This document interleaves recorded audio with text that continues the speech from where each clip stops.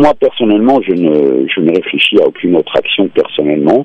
Moi, je suis dans une démarche, certes depuis 25 jours, et certes, je suis très fatigué, et c'est vraiment très difficile, croyez-moi. Mais je suis dans cette démarche et j'irai jusqu'au bout de cette démarche, parce que, pour une seule bonne raison, c'est la vie de mon fils qui est en jeu.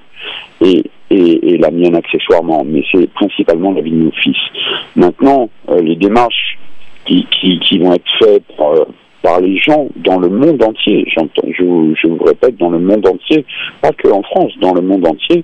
Bon, écoutez, les démarches qu'ils font, c'est-à-dire les cartes postales, les articles de presse, les émissions de radio comme la vôtre, les grands médias qui commencent à mettre les pieds dedans, etc.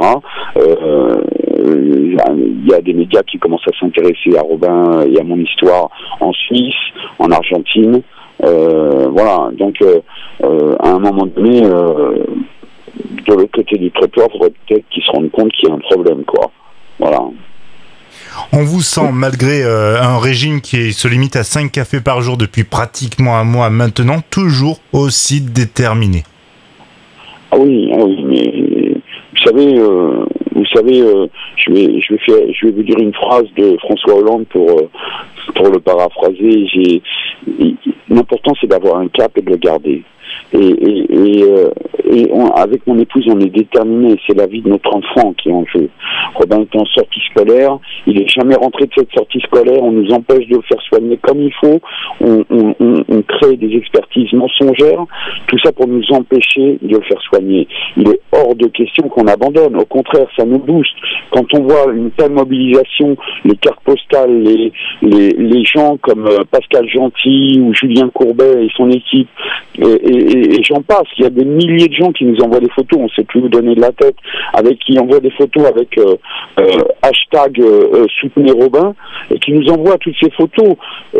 Écoutez, ça met du baume au cœur, ça nous booste, ça nous maintient. Moi, ça me maintient personnellement.